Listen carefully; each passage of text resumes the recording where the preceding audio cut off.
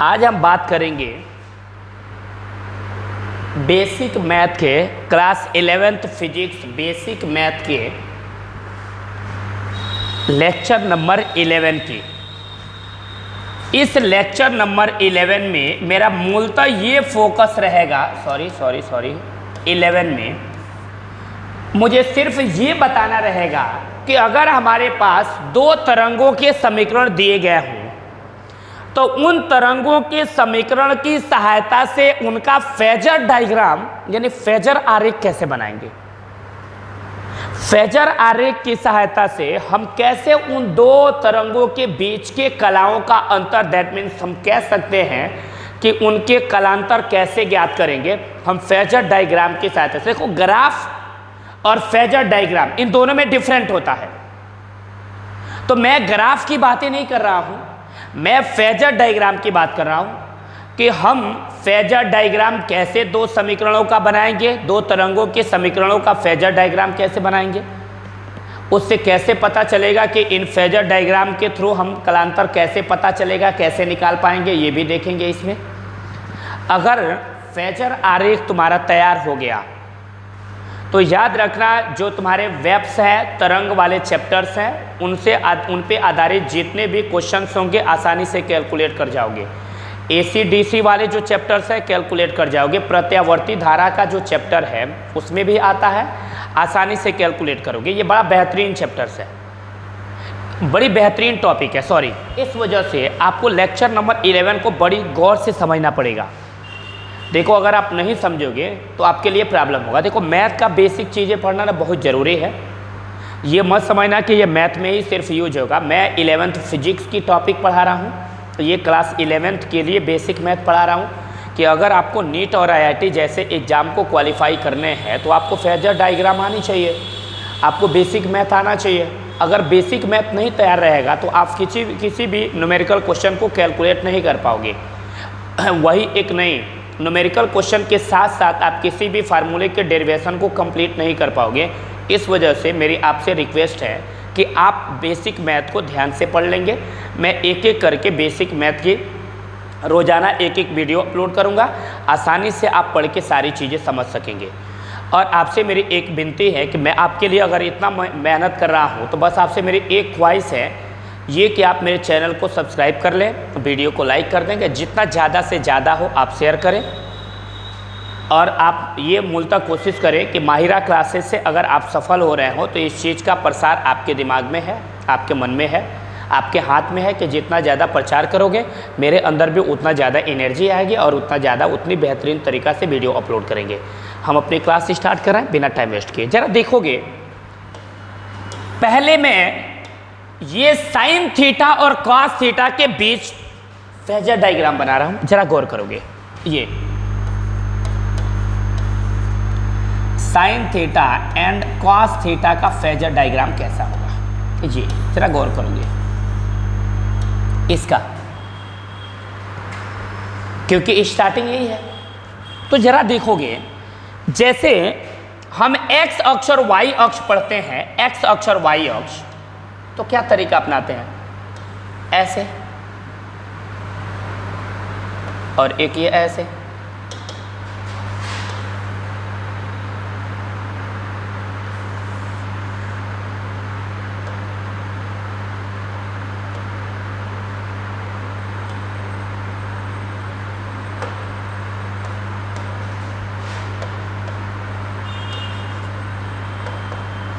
ये origin point, इसको हम x बोलते हैं, इसको हम क्या बोलते हैं, y। तो अगर मुझे साइन थीटा और कॉस थीटा का फेजर डायग्राम बनाना होगा तो सेम वही काम करेंगे, लेकिन डिफरेंट यहां पे ये रहेगा, ये कि जो मैं वैल्यू लूंगा साइन थीटा या कॉस थीटा का, जरा गौर करोगे कहां लूंगा, जरा गौर करोगे यहां x और y के जगह पे, x और y के जगह पे मुझे साइन थीटा और कॉस थीटा का जब फेजर आरेख बनाना होगा तो यहाँ थीटा को हम यहाँ लिख लेंगे, दोनों के थीटा को यहाँ लिख लेंगे, तो क्या बचेगा, sine theta cos theta. Sine और कॉस, तो इस पे दर्शाएंगे साइन थीटा या क्या रहेगा, कॉस थीटा। इस लाइन पे थीटा का मान रहेगा और ये ऊपर और नीचे इस पूरे साइन ऐसे लिखेंगे और थीटा का मान इस लाइन से उठा के रखेंगे, जो मान प्राप्त होगा वह इस पे दर्शाएंगे। ठीक, ये है साइन थीटा और कॉस थीटा के बीच ग्राफ। तो थीटा यहाँ लिख लेंगे और साइन थीटा या कॉस थीटा यहाँ, यानी थीटा का मान यहाँ रहेगा और थीटा का मान यहाँ रखने पे जो साइन थीटा और कॉस थीटा का मान मिलेगा वो यहाँ रहेगा। सर ये तो ठीक है, ये तो ठीक है। इसके बाद तब डायग्राम कैसे बनाएंगे? बहुत बेहतरीन टॉपिक है, बहुत बेहतरीन। इसको एकदम अपनी दिमाग में उतार लो, दिमाग में अपने रख लो कि बहुत बेहतरीन टॉपिक है ये।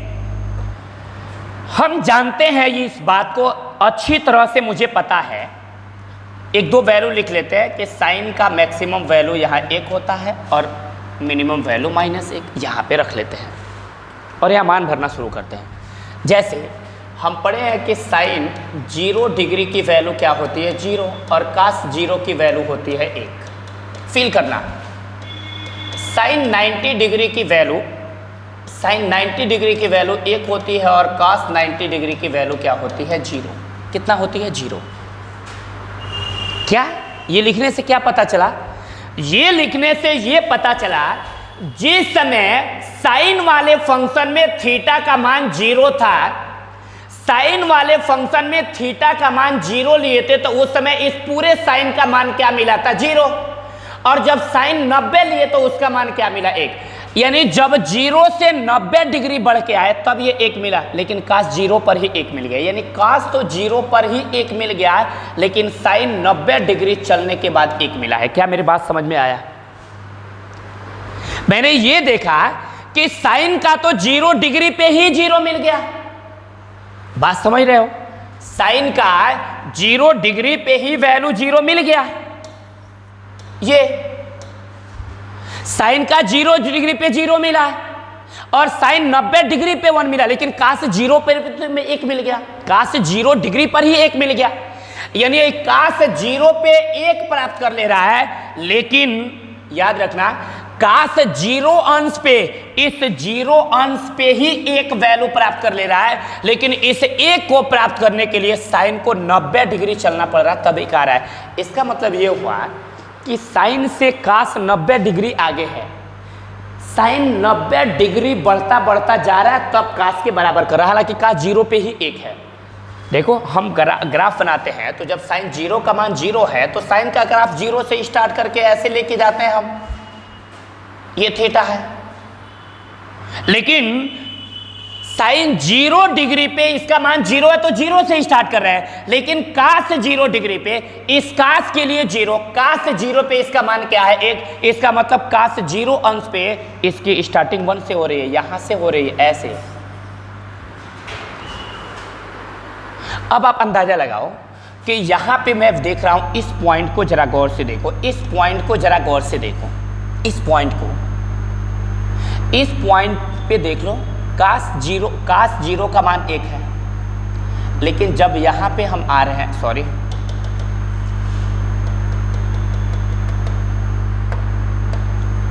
ये 90 डिग्री है और साइन को इसके बराबर, ये जितना ऊंचाई पे है, यहाँ ऊंचाई तक जाने के लिए साइन, ये वाला साइन का ये बढ़ता ग्राफ गया है, तब जाके ये दोनों बराबर हुए हैं, यहाँ पे बराबर हुए हैं। तो इसका मतलब ये हुआ कि कास 0 पे इतना बड़ा वैल्यू प्राप्त कर लिया और साइन को ये 1 प्राप्त करने के लिए कितना आगे चलना पड़ा है? 9। इससे ये पता चल गया मुझे कि जो कास थीटा है वह साइन थीटा से फेजर आरेख में 90 डिग्री आगे होता है।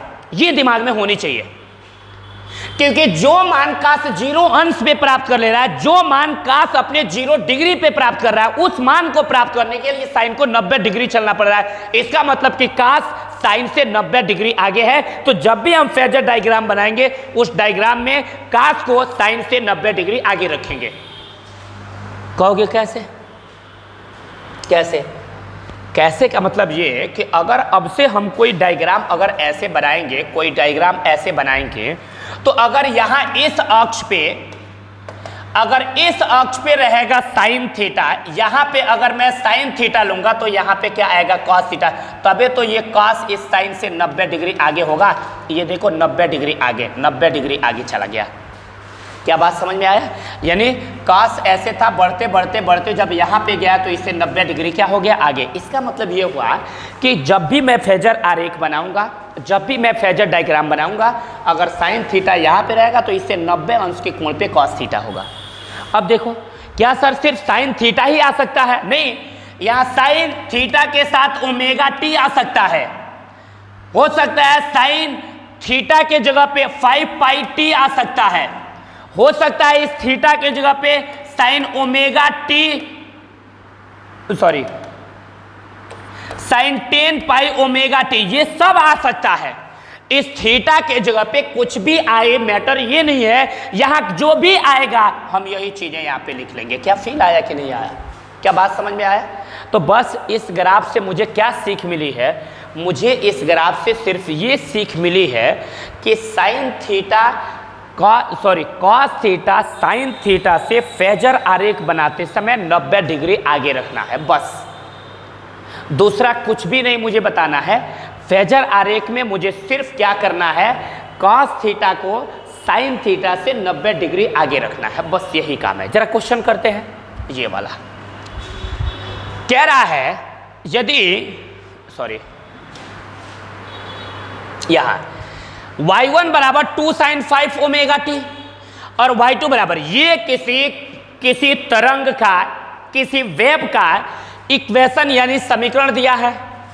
पहला समीकरण क्या मिला है? ये मिला है y1 equal to 2 sine 5 omega t, और दूसरा समीकरण हमें क्या मिला है? y2 बराबर 2 sine 5 omega t minus pi by 3, ये मिला है। ये है। सर ये कैसे हो जाएगा? ये दोनों साइन का फंक्शन है। तो साइन के फंक्शन में तो बताए थे ना, इसके पहले वाले में देखे थे, जब ये दोनों साइन का फंक्शन था तो हम क्या कर रहे थे? घटा रहे थे। लेकिन यहां नहीं घटाएंगे। जरा फेजर डायग्राम की सहायता से निकाल लो तो कौन किससे कितना आगे है।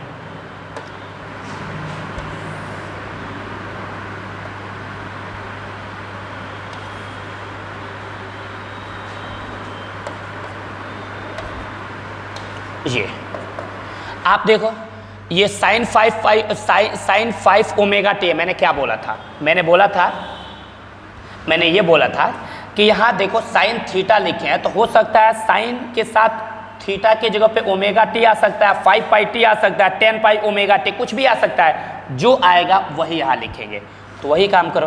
क्या क्या आया? 5 ओमेगा टी, तो यहाँ पे लिख लेंगे साइन 5 ओमेगा टी। क्या दिख रहा है मोबिन? ये दिख रहा है? साइन 5 ओमेगा टी दिख रहा है? नहीं, ठीक है। जरा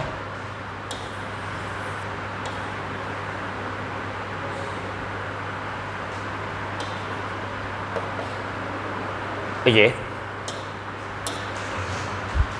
यहां साइन 5 ओमेगा टी है, तो मैं साइन 5 ओमेगा टी लिख लूंगा।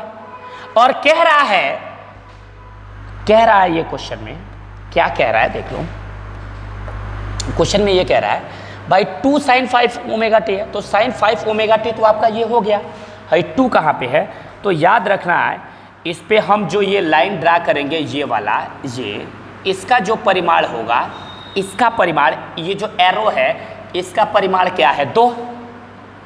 और जो ये एरो की डायरेक्शन है ये कितना है? Sine 5 omega t. ठीक, परिमाण तो, और ये साइन 5 ओमेगा टी। ठीक है सर, ये क्या होगा? इसमें भी तो परिमाण 2 है, तो हाँ 2, एरो उतना ही बड़ा रहेगा। लेकिन कह रहा है साइन 5 ओमेगा टी से पाई बाई 3 माइनस में, और एंगल माइनस में तब होता है जब नीचे आते हैं। इस लाइन से नीचे आएंगे तो एंगल, ये कोण माइनस में होगा, और जब ऊपर जाएंगे तो किस में होगा? प्लस में। तो इसका मतलब ये हुआ कि कह रहा है 2 sine 5 omega t minus pi by 3, यानी जो y2 समीकरण है ये साइन 5 ओमेगा टी से पाई बाई 3 पीछे है। माइनस का मतलब पीछे है, तो इससे पीछे कब होगा? जब यहाँ पे आएंगे। तो इसका तो ये परिमाण क्या हो गया? 2 हो गया।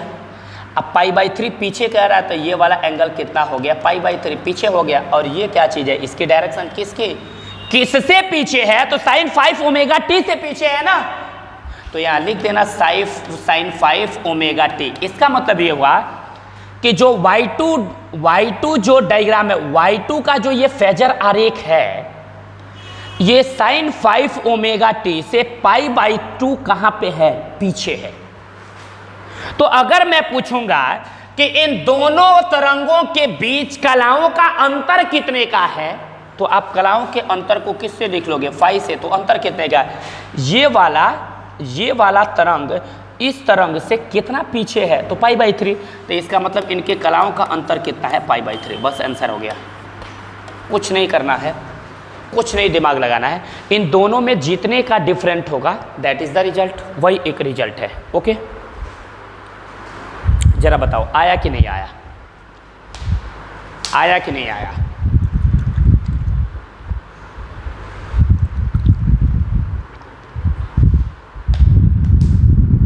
ये कुछ नहीं, ये sin 5 ओमेगा टी था, तो मैंने इस लाइन पे sin 5 ओमेगा टी लिख लिया। इस तरंग का आयाम 1 था, तो एक एरो ये बना दिया, बोला इसका आयाम 1 है। और ये किसकी डायरेक्शन में है, sin 5 ओमेगा टी से sin 5 ओमेगा टी की तरफ हो गया। अब कह रहा है जो दूसरा डायग्राम है, जो दूसरा वाला समीकरण है, इसका भी आयाम 2 है, तो उतना ही बड़ा एरो बना लिए। लेकिन कह रहा है sin 5 ओमेगा टी से π/3 पीछे है, तो इस sin 5 ओमेगा टी से मैंने π/3 कहाँ कर दिया, पीछे, बस हो गया। तो इन दोनों के बीच कितने का डिफरेंट है, π/3, तो मैंने लिख दिया π/3। इसी को कहते हैं कलांतर। नेक्स्ट क्वेश्चन यहाँ, हाँ ये कमाल का है, ये कमाल का है। कह रहा है मेरे पास एक I बराबर एक समीकरण दिया है, मान लो ये प्रत्यावर्ती धारा का ही समीकरण है, दिया है 10 sin, कह रहा है जो sin थीटा है ये थीटा प्लस π/3 है, यानी sin थीटा का मान यानी जो sin थीटा है वह कितना आगे है, π/3। और वोल्टेज का इक्वेशन कितना दिया है, V equal to 10 cos theta minus π/6। और कह रहा है इनका कलांतर यानी फाई कितना होगा, ये निकालना है। आराम से डायग्राम बना लो, प्यारा सा डायग्राम ये वाला।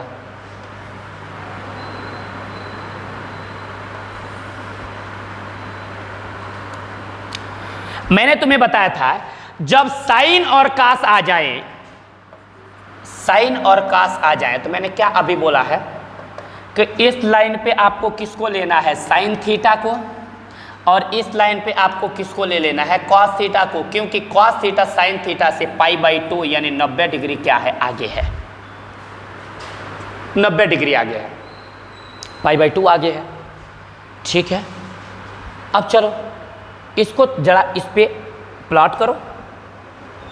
इस क्वेश्चन में कह रहा है कि जो करंट का आयाम है वह 10 है, और कह रहा है जो साइन थीटा है वह π/3 प्लस साइन का जो ये साइन थीटा है, इसमें साइन थीटा का जो मान है वह कितना है, थीटा प्लस π/3। इसका मतलब क्या हुआ, 10 साइन थीटा प्लस π/3 का मतलब क्या हुआ,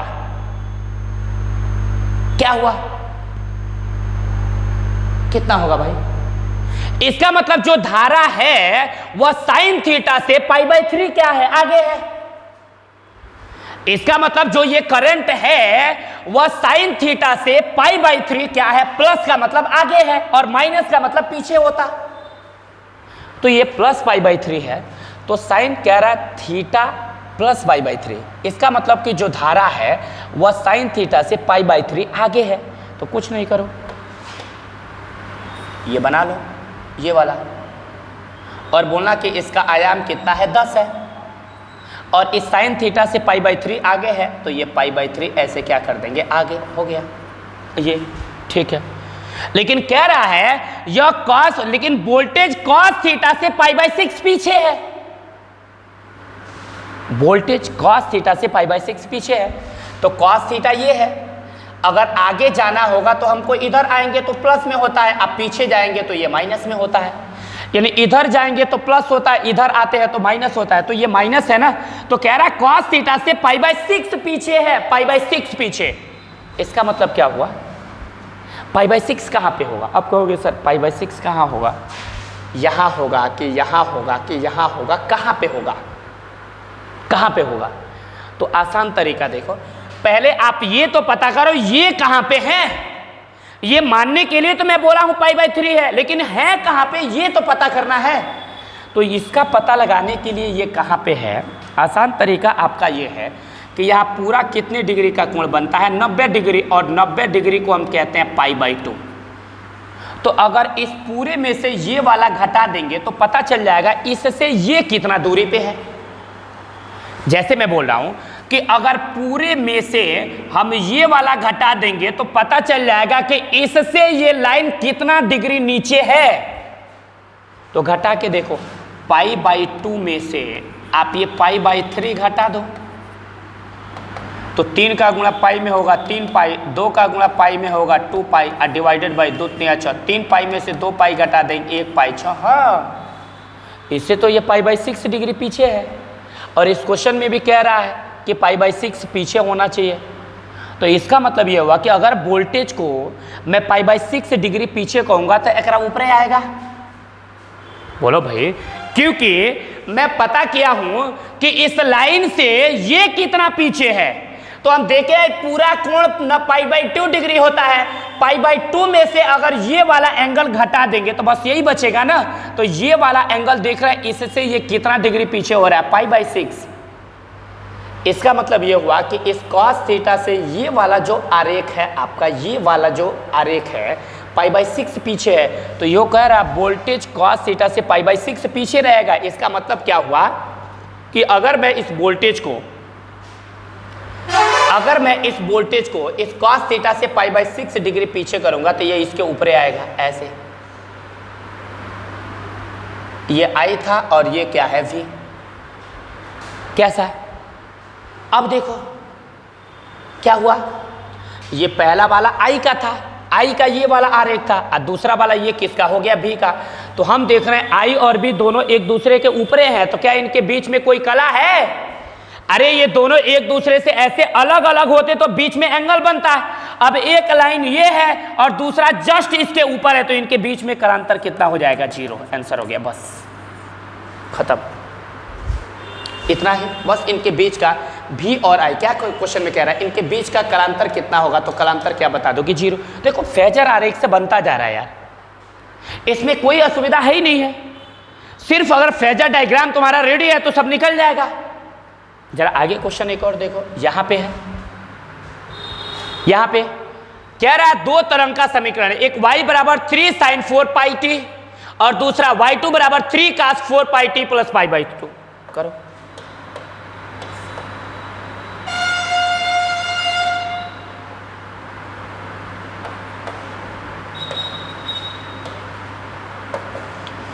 y1 बराबर 3 साइन, यहां लिख लो y1 बराबर क्या है 4πt, y2 बराबर क्या है 3 cos 4πt अब प्लस क्या है π/3। ये इसका मतलब कि मुझे इस लाइन पे sin 4πt को लेना है तो इस लाइन पे cos 4πt होगा, बस सिंपल है।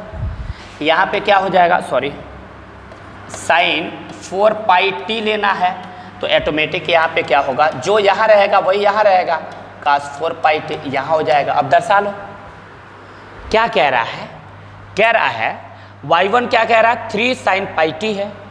तो आपको कुछ नहीं, आयाम कितना है 3, तो आयाम यहाँ बना लो आप 3, ये हो गया 3, सॉरी ये हो गया 3 आयाम 3, और sin 4πt कह रहा है तो देखो इस पे sin 4πt यहाँ पे ही है, ठीक। अब दूसरा क्या कह रहा है, इसका आयाम होगा 3, तो ठीक है 3, लेकिन कह रहा है ये cos 4πt से π/3 क्या है, आगे है। तो आप देखो cos 4πt यही ना है, इससे कितना आगे कह रहा है π/3, तो π/3 आगे करोगे तो इधर ही जाएगा ना, पीछे करोगे तो इधर आएगा, आगे करोगे तो इधर जाएगा। ये हो गया, कितना हो गया भाई π/3। तो कह रहा है क्वेश्चन में अब ए और ये इन दोनों के बीच का है टोटल कालांतर कितना होगा, ये टोटल फाई, इसी को कहते हैं इन दोनों के बीच जितने एंगल का अंतर होता है ना वही कालांतर होता है। तो हम क्या जानते हैं, हम ये जानते हैं यहाँ से यहाँ तक तो π/2 होता है, π/2 रेडियन, तो ये हो गया π/2 अब प्लस इसके बाद यहाँ से यहाँ तो π/2 हो गया और ये वाला कितना है π/3, तो इसमें जोड़ दो π/3, तो ये क्या होगा 2 और 3 का लौसा कितना होगा 6, 2 3 अच्छा गुणा कर लो, 3 का गुणा पाई में होगा 3 पाई, 2 का गुणा पाई में होगा 2 पाई और 2 3 6, 3 पाई या 2 पाई मिलके क्या होगा 5 पाई और डिवाइडेड बाई क्या मिल गया, अच्छा इतने रेडियन का कालांतर होगा, बस आंसर हो गया, इतने रेडियन का कालांतर होगा। बोलो कोई प्रॉब्लम है क्या? sin 4πt है तो इस पे ले लेंगे sin 4πt, उसके बाद जब इस पे sin 4πt लेंगे तो इस पे ऑटोमेटिक क्या हो जाएगा cos 4πt। अब दर्शा लो sin 4πt का लाइन कह रहा है तो ये हो जाएगा, और कह रहा है cos 4πt का तो ये हो जाएगा, लेकिन cos 4πt में यहाँ नीचे एक कंडीशन रखा है कि जो cos की वैल्यू है कह रहा है 4πt से π/3 आगे है, तो cos 4πt है ये, इससे π/3 आगे कह रहा है तो π/3 मैंने आगे कर दिया। तो अब कह रहा है इसके और इसके बीच का कालांतर क्या होगा, ये वाला पूछ रहा है, तो हम जानते हैं इतना होता है π/2 और इतना दे दिया π/3, तो ये और ये दोनों जोड़ देंगे तो टोटल मिल जाएगा यहाँ से यहाँ तक का कालांतर, आंसर हो गया। यानी इन दोनों के कलाओं का अंतर, ये दोनों तरंगे एक दूसरे से कितना दूरी पे स्थित है, कितना एंगल पे है, वही इसका कालांतर होगा, और कालांतर निकल गया 5π/6, बस आंसर हो गया। नेक्स्ट क्वेश्चन देखो, ये है, हाँ ये देखो कह रहा है I = 3 sin ωt - π/6, ये देखो जरा इनका निकालो,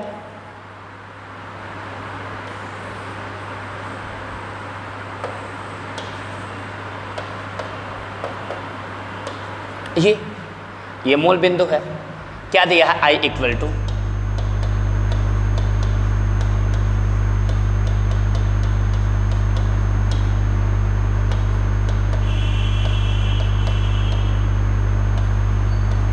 ये ऐसे दिया है। अब देखो इसका मतलब क्या हुआ, इस लाइन पे किसको लेते हैं sin ωt को, तो यहाँ पे ले लेंगे sin ωt, इस पे किसको लेंगे cos ωt को, तो यहाँ लिख लो cos ωt, भाई sin ωt तो ये cos ωt। अब दर्शाओ क्या कह रहा है, कह रहा है जो धारा है वह sin ωt से π/6 डिग्री पीछे है, π/6 पीछे है, π/6 रेडियन पीछे है, कह रहा है धारा sin ωt से π/6 पीछे है, तो sin ωt है π/6 पीछे है, तो हम यहाँ पीछे ले लेंगे, ये वाला ये हो गया, ये क्या हो गया बाबू π/6 कितना हो गया, ये पीछे π/6, और कह रहा है उसके बाद ये 3 cos ωt, तो cos ωt तो आपका पूरा ये लाइन है, तो कह रहा है ये 3 cos ωt कह रहा है, तो इसके ये cos ωt की लाइन आपकी ये है। सर 3 कहाँ गया, क्वेश्चन में यहाँ 3 छूटा है, सर 3 कहाँ गया, तो इस एरो की लंबाई 3 है, ये भी क्या चीज़ है 3, यही इसका 3 है, ये एरो की लंबाई क्या हो गया 3, और ये जो डायरेक्शन बता रहा है डायरेक्शन ये क्या हो जाएगा ωt - π/6, सॉरी क्या पक रहा है यार, ये I का है, कह रहा है जो धारा है वह sin ωt से π/6 पीछे है, लेकिन उसका आयाम कितना है 3, तो मैं इस धारा के आयाम को, ये धारा के आयाम को 3 लिख लिया हूं, और ये sin ωt से π/6 पीछे है, ये sin ωt से π/6 पीछे है, तो sin ωt से π/6 पीछे कर दिया हूं, तो इस पूरे की ये इसकी स्थिति है। ऐसे कह रहा है वोल्टेज का आयाम 3 है और ये cos ωt के साथ है, तो चूंकि cos ωt ये है और इसका आयाम 3 है, तो इस पे एक एरो लगा दो, इसका आयाम क्या हो गया 3, और cos ωt कह रहा है, तो cos ωt का यही ना लाइन है, यही वाला है। तो कह रहा है एक तरंग आपका ये है, एक तरंग आपका ये है, इन दोनों तरंगों के बीच का ये कालांतर कितना होगा, तो कहोगे सर यहाँ से यहाँ तक तो π/2 होता है और नीचे ये π/6 दे दिया, इन दोनों को जोड़ देंगे, हाँ इसका कालांतर पूछेगा तो कालांतर फाई बराबर हो जाएगा π/2 अब प्लस हो जाएगा π/6। देख लो 2 और 6 का लॉसल हो गया 6 होगा, 2 से भाग दो 6 में 3 बार में कटेगा, 3 का गुणा पाई में होगा 3 पाई अब प्लस 6 से भाग दोगे 6 में 1 बार में कटेगा, 1 का गुणा पाई में होगा 1 पाई, 3 पाई 1 पाई मिल के होगा 4 पाई, अब बट्टे हो गया 6, 2 से काट दो 2 दूनी के 4 2 पाई और 2 3 6, आंसर हो गया, बस इतना रेडियन, इन दोनों के बीच का कालांतर इतना होगा, बस हो गया। क्या इतना बात समझ में आया कि नहीं आया? अब देखो, ये बताना है आपको, ये वाला, क्या ये वाला आप बता सकते हो क्या?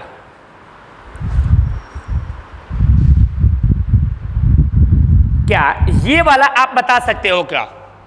प्रत्यावर्ती धारा के दो समीकरण दिए गए हैं। चलो भाई इसको भी कर लेते हैं।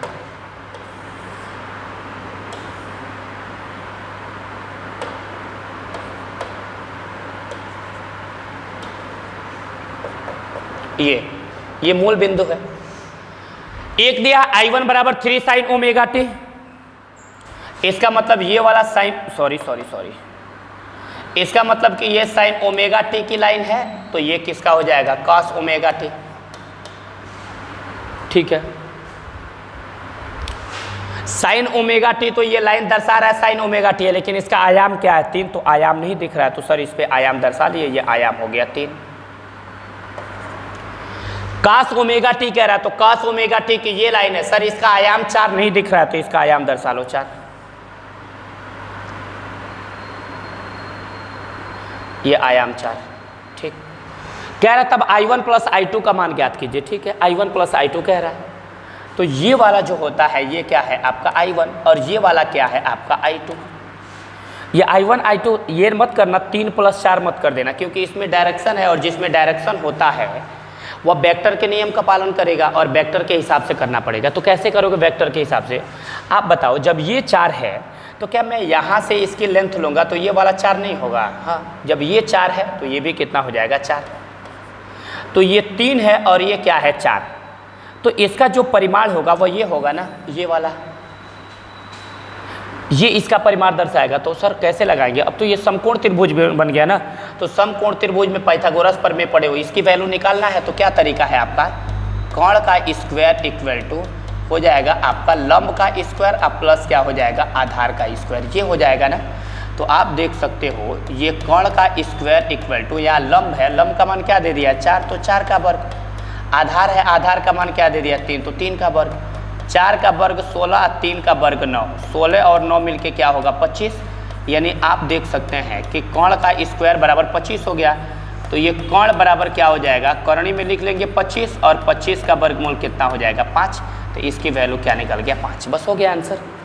यानी I1 प्लस I2, ये I2 है, तो अगर I1 प्लस I2 का मान पूछेगा तो भुला के आप 3, 4, 7 मत लिख देना, इसका मान कितना आ जाएगा? 5। आंसर हो गया।